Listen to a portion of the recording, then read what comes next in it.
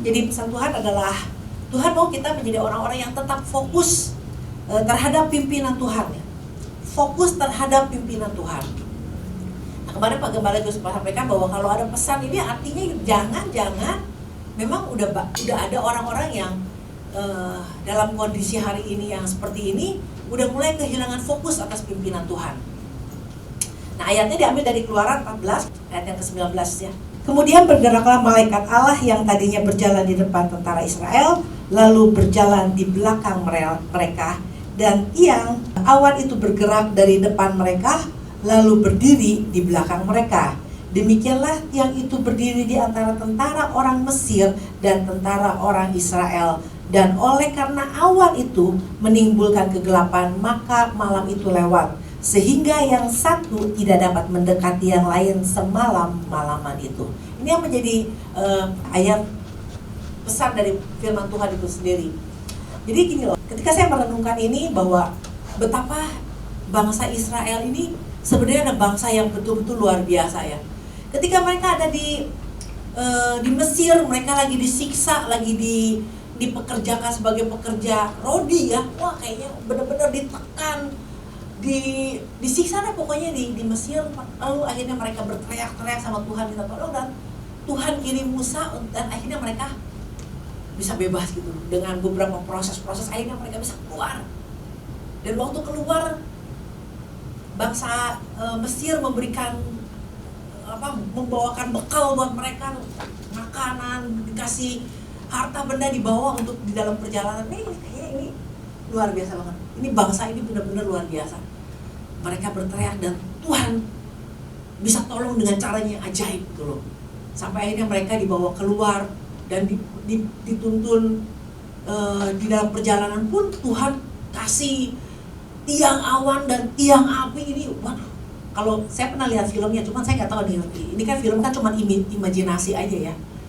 Kenyataannya seperti apa? Lihat di filmnya aja itu tiang awan, tiang api aja udah, wah luar biasa. Betapa besar, megah, tinggi dan luar biasanya. Mungkin ya itu ya pertama kali bangsa Israel kalau ngelihat itu, waduh Tuhan luar biasa Engkau ya. Nah, kalau mereka sempat aja merenungkan betapa di dalam perjalanan yang begitu panjang ya, Tuhan kasih penyediaan, kasih makan, Tuhan kasih semua yang dibutuhkan di dalam perjalanan itu. Sebenarnya kalau mereka sempat merenungkan itu, rasanya harusnya ketika mereka melihat ada tentara Mesir datang udah hampir mendekat gitu, rasanya harusnya mereka nggak usah harus sampai lebay ketakutan dan sampai bersungut-sungut, sampai akhirnya mereka bilang gini, bersungut-sungutnya udah nyebelinnya apa, Tuhan harusnya nggak dibawa ke sini, mendingan ada di Mesir. Kurang ajarnya waktu di Mesir mereka teriak-teriak supaya Tuhan tolong, udah nggak tahan ya disiksa.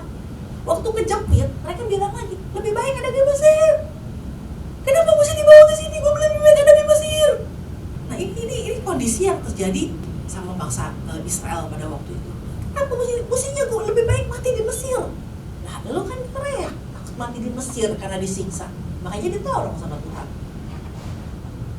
Nah ini karena selama perjalanan mereka nggak ada kesempatan untuk mikir betapa dahsyatnya Tuhan, betapa luar biasanya Tuhan. Nah ini yang sebenarnya gini loh, orang-orang ketika ada di dalam kondisi ketakutan, tertekan lah, stres, khawatir atau apapun juga, orang bisa langsung dengan mudahnya bersungut-sungut, kecewa. Mereka lupa ada banyak hal yang pernah mereka alami di dalam perjalanan mereka dengan Tuhan. Nah, kalau kita lihat lagi, ketika saya merenungkan ini, saya cuma ingat lagi pesan Tuhan minggu lalu tentang Timotius. Timotius juga ada di dalam satu kondisi yang sama, di dalam ketakutan. Dia takut dengan kondisi bahwa banyak pengajar-pengajar sesat pada waktu itu. Tapi yang lebih dia takutin ada lagi. Ketika terjadinya penganiayaan di gereja mula-mula. Karena apa? Kaisar Nero ini kaisar yang jahat, yang sadis, yang brutal, yang mau nangkepin anak-anak Tuhan, orang-orang Kristen itu mau ditangkep-tangkepin, dan dia begitu senang ya, ngerasa fun gitu kalau dia ngeliat nangkepin orang Kristen lalu disiksa, ditorture, dilakukan hal-hal yang penyiksaan yang di luar batas manusia. Itu sebuah kesenangan banget gitu loh. Nah pada waktu itu gereja-gereja Tuhan juga ada di dalam kondisi yang cukup ketakutan. Dan termasuk Timotius. Timotius adalah anak muda yang dikasih kesempatan untuk menjadi pastor di gereja Efesus. Ada ketakutan nggak? Takut. Kenapa? Karena Nero ini masang mata-mata di mana-mana. Dia ngejar yang namanya bukan orang Kristen dikejar, apalagi kepalanya, apalagi gembalanya. Nah, jadi di dalam dia pelayanan pun ada rasa takut. Pasti takut. Nah ini yang membedakan bangsa Israel pada waktu itu dengan ketakutan yang dihadapi oleh Timotius itu. Bedanya apa? Timotius nggak bersungut-sungut. Dia takut, tapi dia nggak ada satupun keluar dari mulut dia perkataan yang menyakiti hati Tuhan. Dia tetap masih percaya sama apa yang namanya penyertaan Tuhan. Walaupun ketakutan itu kadang-kadang perlu dikuatkan. Makanya kenapa kita harus hidup di dalam satu komunitas orang-orang percaya yang bisa saling menguatkan. Nah waktu dia ketakutan dan gini, Paulus juga tahu loh kondisi pada waktu itu di gereja yang dihadapi di Efesus. Paulus walaupun dia ada di dalam penjara dia dengar. Oleh karena itu dia tulis surat sama Timotius. Jangan takut. Sekali lagi Tuhan ingatkan, Paulus ingatkan, Tuhan gak pernah kasih kamu roh ketakutan.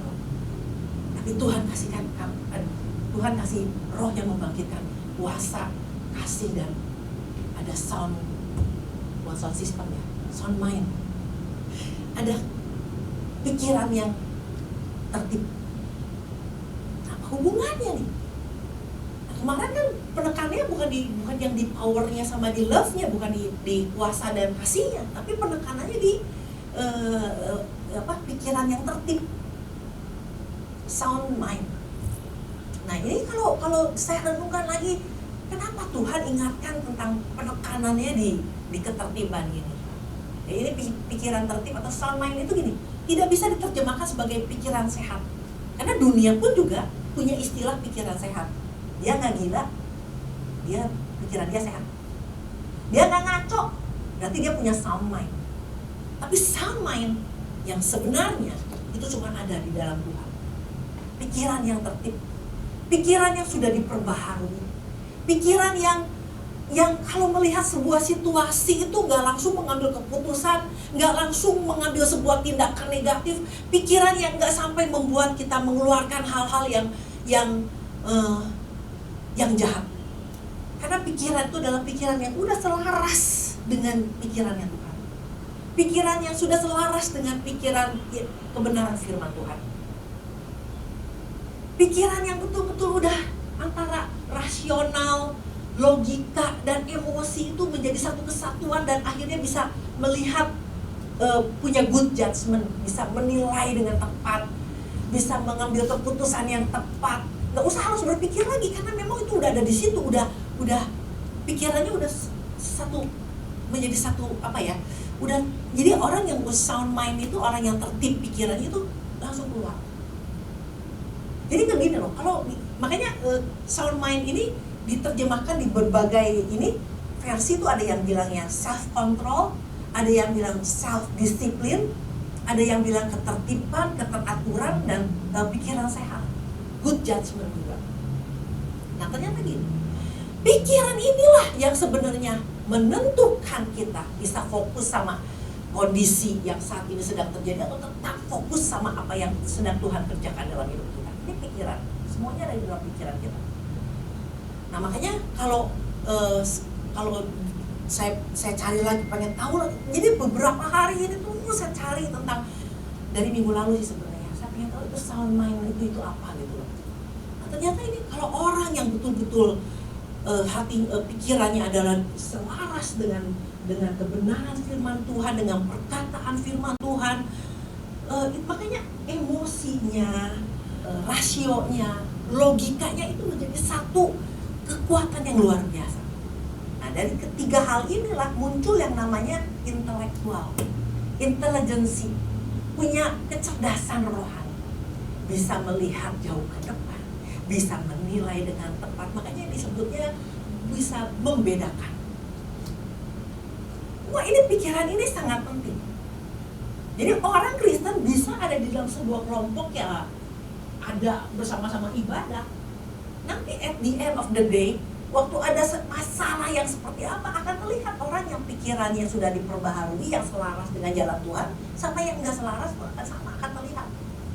Waktu ada, mungkin waktu levelnya masih level 1, 2, 3 mah akan terlihat sama-sama aja lah. Yang ikut-ikutan sama yang betul-betul ada di dalam Tuhan akan sama aja. Tapi kalau udah ada di level, kalau kepedesan mah udah di level sahah, level yang luar biasa tingginya, baru akan terlihat. Nah ini jadi kalau diterjemahkan sound mind itu sebagai self discipline, jadi gitu. Kadang-kadang kita di dalam kehidupan sehari-hari, di gereja, di tempat kerja, di sekolah, di kampus, dimanapun itu ada yang namanya disiplin, ya kan, disiplin. Nah disiplin itu, atau di sebuah negara ada disiplinnya. Tetapi kalau dari pikiran, dari jiwa kita nggak disiplin, makanya gini, ada polisi baru disiplin, ada yang lihat baru disiplin, ada pokoknya disiplinnya itu nggak keluar dari hati. Disiplinnya itu kalau ada orang, kalau di Singapura bisa disiplin, pulang ke Indonesia jorok lagi. Karena apa? Nggak punya self disiplin. Si disiplinnya itu cuma hanya yang ada di luar dan dia cuma mau ikut aturan aja. Self control, wah itu ternyata orang yang betul-betul pikirannya sudah selaras dengan Tuhan, dia pasti punya self control. Bisa kapan ngambil keputusan, kapan menilai orang. Makanya gini, sangat mudah orang yang Cici mau orangnya kayak gini ya. Ya, lu lihat gua salah sekali, terus lu nilai gitu. Kan kadang-kadang semudah itu orang menilai. Nah makanya orang yang punya karunia membedakan itu nggak semudah itu. Dia tidak melihat ukuran gua sama ukuran dia beda, berarti dia salah. Nggak yang gitu. Nggak pakai ukuran kita, tapi ukurannya adalah kebenaran firman Tuhan. Nah jadi inilah yang membuat Paulus ingatin lagi, jangan sampai salah. Ingat loh, lu boleh takut. Semua orang pasti takut ngadepin Nero. Semua orang pasti bisa ngalamin ketakutan. Tapi tuh Paulus ingatin lagi, ingat loh, kamu punya sound mind. Pikiran kamu yang ada di dalam kamu, jiwa kamu berbeda dengan jiwa orang-orang. Kamu harusnya tahu bagaimana, kamu harusnya cakap bagaimana bisa menilai. Dia cuma ngingetin itu doang. Nah bagaimana kita ketakutan itu bisa terjadi di dalam kehidupan kita sehari-hari. Hari ini iblis pakai banyak cara untuk membuat anak-anak Tuhan menjadi takut. Kenapa? Orang yang takut adalah orang yang ujung-ujungnya gak akan sampai masuk ke dalam garis akhir. Gagal memenuhi semua kehendak Tuhan, gagal berjalan di dalam rencana Tuhan. Dan itu yang sekarang ini iblis sedang lakukan. Makanya 2 hari ini, dua pekan ini yang temanya adalah tentang ketakutan. Nah, jangan kita pikir gue gak takut, ada virus gue gak takut. Sekarang gitu, bukan cuma virus yang ketakutan. Ketakutan itu sebenarnya gini, banyak hal yang sebenarnya kalau diudut-udut akarnya adalah ketakutan. Orang sampai akhirnya cari duit ke sana ke sini, khawatir segala ini, ujung-ujungnya kalau dia takut gak bisa bayar bill, dia takut gak bisa bayar cicilan, takut gak bisa bayar uang sekolah, takut gak bisa bayar. Orang korupsi, cari takut gak cukup, takut mau beli ini gak bisa, takut mau beli itu gak bisa. Orang selingkuh, ujung takut nih, harga diri gua takut, kayaknya gua udah dianggap gua nggak laku lagi, gua mau buktiin ternyata masih ada cewek yang suka sama gua. Jadi banyak ketakutan itu dibikin sedemikian rupa, ujung-ujungnya sebenarnya ketakutan dengan berbagai banyak cara, dengan berbagai banyak bentuk. Dan itu yang memang sedang disusupin sama musuh, sama iblis, supaya apa? Supaya kita semua gagal masuk dalam rencana Tuhan, gagal sampai mengakhiri pertandingan dengan baik. Gak main-main loh. Ini jangan kita pikir gue gak takut sama virus. Ya lu gak takut sama virus, mungkin takut di dalam hal efek-efeknya, ekonominya lah, dan banyak hal yang bisa membuat orang takutan. Belum lagi berita ya. Jadi ketakutan itu bisa masuk melalui panca indera kita. Kita lihat benjolan, kanker nih gue, kanker nih gitu ya kan. Nah ya hal yang itu ketakutan itu Bahkan bisa sampai dari level biasa sampai level parno yang ekstrim. Nah jadi ketika orang ketakutan dan mulai khawatir, mulai akhirnya dia lupa bahwa ingat loh, sampai hari ini aja Tuhan pelihara kamu luar biasa loh.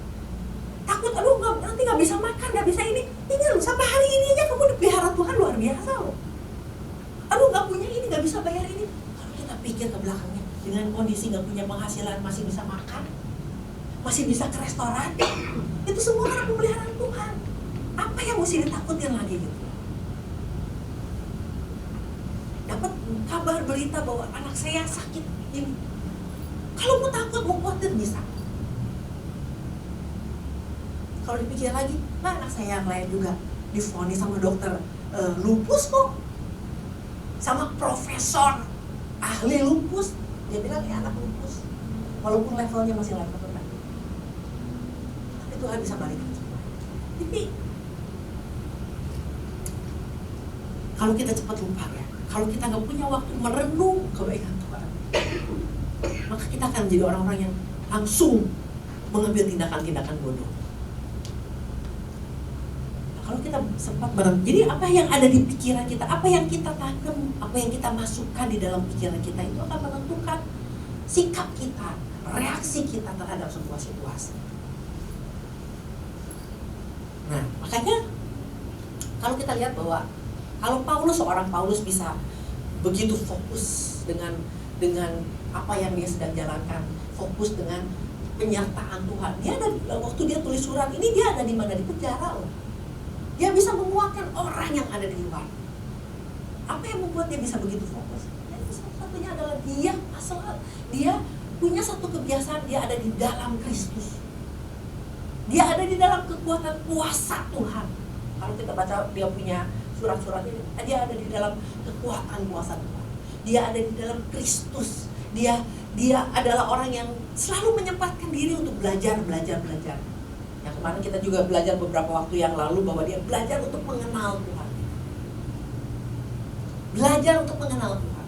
Jadi waktu hari Rabu ada komsel ditanya, bagaimana kalau di keluarga kita, anak kita, suami kita, istri kita ada yang cuma ikut-ikutan doang. Gimana caranya? Kita ajak dia ke gereja, bisa ikut.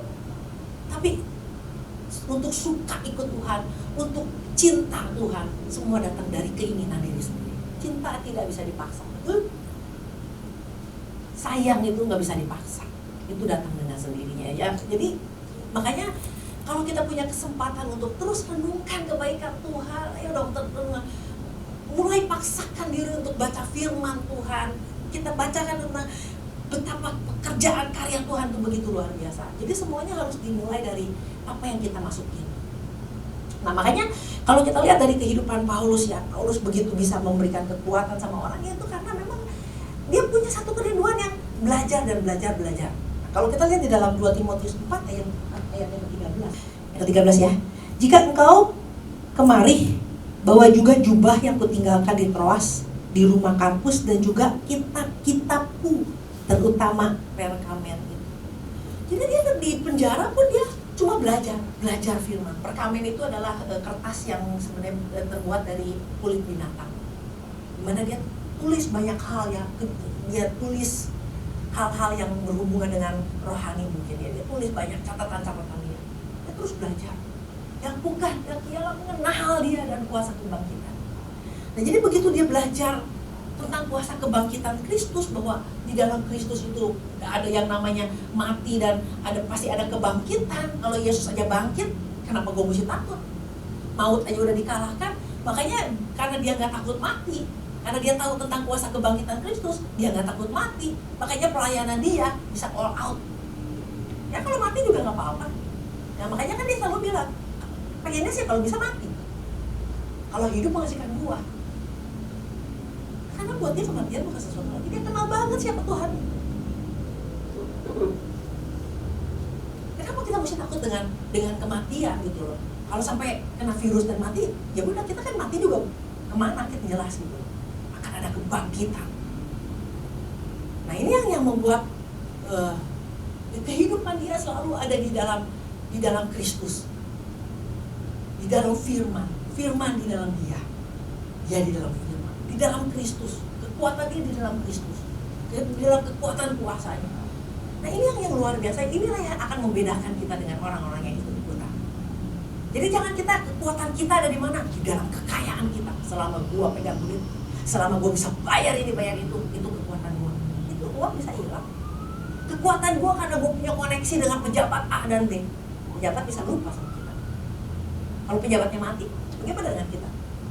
Jadi kekuatan kita satu-satunya hanya di dalam firman, di dalam Tuhan, di dalam hubungan kita yang kita bangun dengan Tuhan. Udah. Jadi gini loh, hari-hari ini, tahun ini tuh hari kan, udah nggak ada cara lain. Kita cuma hanya bisa berpegang sama kebenaran firman. Nah ini yang membuat, kalau kita lihat di dalam kehidupan Paulus pun ini luar biasa bahwa Paulus pernah bilang gini juga. Filipi 4 ayat ke-12 ya. Filipi 4 ayat ke-12. Aku tahu apa itu kekurangan dan aku tahu apa itu kelimpahan. Dalam segala hal dan dalam segala perkara tidak ada sesuatu yang merupakan rahasia bagiku. Baik dalam hal kenyang maupun dalam hal kelaparan, baik dalam hal kelimpahan maupun dalam hal kekurangan. Segala perkara dapat kutanggung di dalam Dia yang memberi kekuatan kepadaku. Jadi buat dia kelimpahan kekurangan nggak membuat dia akhirnya menjauh dari Tuhan dan dia bilang Tuhan nggak adil. Nggak, dia mah nggak ada mau kelimpahan, mau kekurangan, mau kenyang, mau kelaparan. Buat dia tetap buat dia kekuatan dia di dalam Tuhan. Dia luar biasa. Segala perkara dia dapat aku tanggung di dalam Tuhan. Ini bedanya sama bangsa Israel kan pada waktu itu. Kenapa? Karena pikirannya sehat, pikirannya dipenuhi dengan kebenaran firman Tuhan. Pikirannya itu dikuasai oleh kebenaran firman Tuhan, makanya jadi akhirnya dikatakan bahwa dia punya kecerdasan rohani, emosi, rasio, dan logika itu luar biasa semuanya, bekerja sama secara luar biasa. Nah makanya ini dikatakan di dalam Dia segala perkara dapat kutanggung di dalam Dia. Nah seberapa kita ada di dalam Kristus hari ini? Seberapa kita ada di dalam firman Tuhan hari-hari ini? Kalau kita nggak di dalam firman, kalau kekuatan kita nggak di dalam Tuhan, waktu senang kita ingat Tuhan, kita tahu, oh Tuhan luar biasa ya penyertaannya. Waktu lapar, Tuhan nggak adil. Betapa pentingnya kita punya hubungan sama Tuhan. Betapa pentingnya kita terus menerus. Jadi kalau ya udah bicara tentang pikiran ini berarti memberi makan kepada jiwa. Jadi kita waktu kita lahir baru kan, yang baru kan roh kita baru. Tapi jiwa itu harus diperbaharui dari hari ke hari. Nah, makanya kalau kita lihat di dalam Yohanes 3, ini ayat yang kita udah sering banget ya, Yohanes 3 ayat yang kedua. Saudaraku yang kekasih, aku berdoa semoga engkau baik-baik dan sehat-sehat saja dalam segala sesuatu, sama seperti jiwamu baik-baik aja. Bagaimana dengan jiwa kita hari ini? Kita bisa menilai jiwa kita, pikiran kita sound mind, sehat di dalam Kristus, itu bisa terlihat dari apa yang keluar. Nah, katakan bahwa kalau pikirannya sehat berarti kita punya self control, nggak mudah menjudging, self control, nggak mudah kita mengambil keputusan tindakan-tindakan yang salah, punya self control. Jadi bagaimana kita? Waktu kita panik, masihkah kita mengambil keputusan yang tepat sesuai firman Tuhan?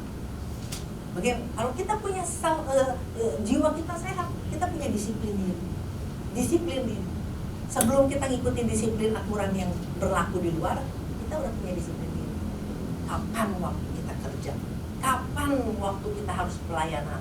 Kapan kita harus tahulah. Gak mungkin kita menjadi orang-orang yang mengabaikan. Kenapa? Self discipline. Kapan waktunya kita berdoa? Kapan waktunya kita baca firman? Kapan? Semuanya ada di sini. Nah, self discipline itu tidak dipengaruhi oleh keadaan. Ada gembala, nggak ada gembala. Ada yang lihat, nggak ada yang lihat. Di WC sekalipun waktu kita sendiri kita tahu kapan menempatkan disiplin kita, self disiplin. Nah kita lihat nih, kalau kita waktu nggak ada orang kita ngaco, ada orang kita tertib, artinya you don't have sound mind. Ini yang harus dibangun. Termasuk saya, waktu saya merenungkan ini, jadi saya berpikir, wah gimana ya?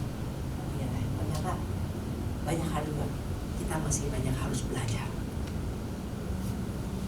Nah, jadi ternyata waktu Tuhan ingatkan minggu lalu tentang ini hal yang jadi penekanan. Ternyata pikiran kita, kalau pikiran kita nggak sehat, nggak dibangun di dalam Kristus, nggak diisi kebenaran firman Tuhan, makanya kita sering kali ngejudge orang karena kita pakai standar, kalau gua gini, lu mesti gini dong. Kalau gua standar gua gini berarti orang lain semua salah. Nah ini semuanya enggak.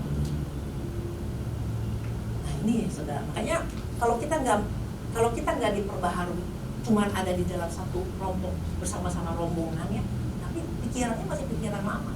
Nah kita lihat juga di dalam Efesus 4 ayat ke-17, manusia baru. Sebab itu kukatakan dan kutegaskan ini kepadamu di dalam Tuhan, janganlah hidup lagi sama seperti orang-orang yang tidak mengenal Allah, dengan pikirannya yang sia-sia dan pengertiannya yang gelap, jauh dari hidup persekutuan dengan Allah, karena kebodohan yang ada di dalam mereka dan karena kedegilan hati mereka. Perasaan mereka telah tumpul sehingga mereka menyerahkan diri kepada hawa nafsu dan mengerjakan dengan serakah segala macam kecemaran. Tetapi kamu bukan demikian, kamu telah belajar mengenal Tuhan. Ya, mantano. Artinya kamu sudah belajar untuk mau kenal, belajar untuk menambahkan knowledge, ya. Belajar lagi, jadi belajar. Jadi semuanya itu nggak bisa di-push ke ketertiban atau sound mind itu nggak jatuh dari langit. Kecerdasan rohani itu tidak datang dari langit, nggak jatuh begitu aja. Semuanya harus dilakukan dengan keteraturan, dengan kerajinan, dengan keinginan, dengan inisiatif untuk belajar. Nah mungkin waktu kita belajar hari ini belum ada gunanya, kelihatan kita nggak tahu ke depannya seperti apa. Tapi kita tahu bahwa kalau ada kekuatan di dalam kita, mau dalam kondisi kelimpahan, sok. Mau kekurangan, sok. Mau kenyang, sok aja.